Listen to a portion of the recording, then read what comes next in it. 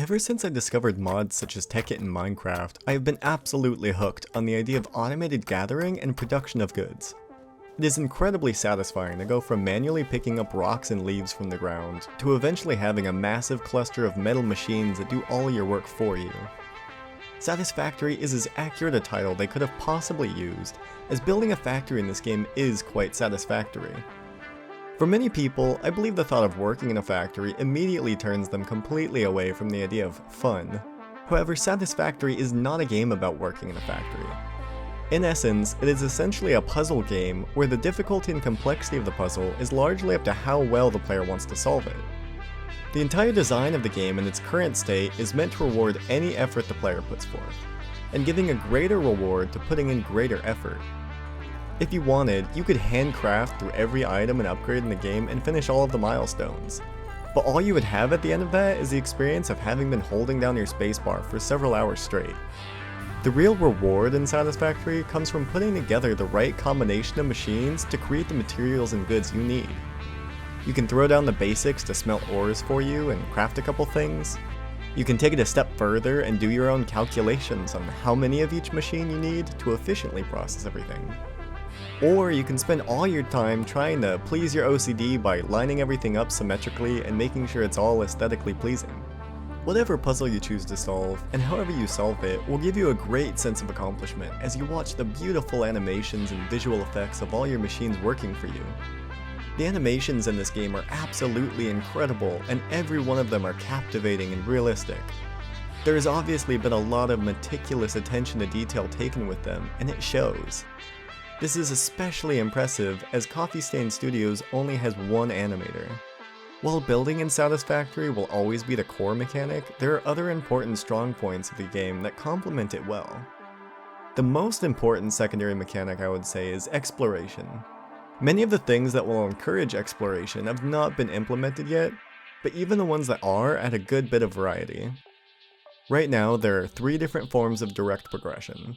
Unlocking new technology tiers by sending materials up a space elevator, unlocking individual milestones by sending resources up in a ship, or researching and unlocking new recipes and technology by scanning various materials in the Molecular Analysis Machine, or MAM, as it is known in-game.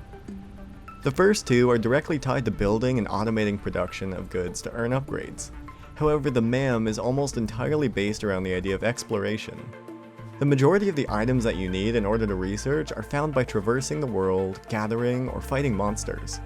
Right now it isn't very clear to the player, but the upgrades you unlock from these research can be equally as important as the usual milestones. For example, there is a material called Caterium that must be found and researched in order to begin a production line with it. If you don't find Caterium, you miss out on some really fun toys and aren't able to progress through some of the later tech. I believe that in the future, exploration and expansion will also be a major component that is vital to bringing in enough resources to keep up with our factory's production. As it stands right now, all ore nodes have infinite resources and provide enough to fill your machines without having to pull from too far on the map. The amount of ore needed for production is fairly low at the moment. I believe this is an intentional temporary decision primarily due to the fact that trains are not implemented in the game right now. I don't believe Coffee Stain would like to force people to have to expand to far ends of the map for resources, especially if the only ways to transport the goods are incredibly long and expensive belts or utilizing their slightly janky truck delivery system.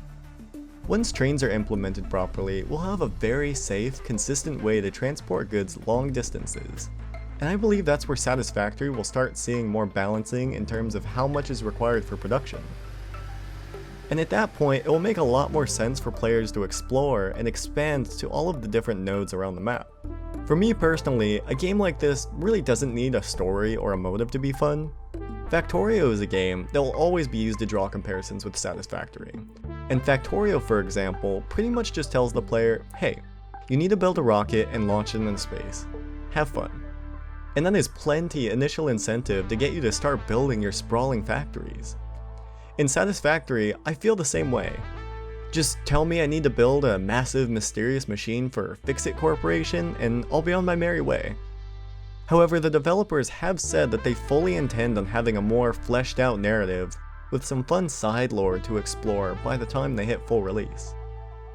All in all, I'm absolutely loving and addicted to this game.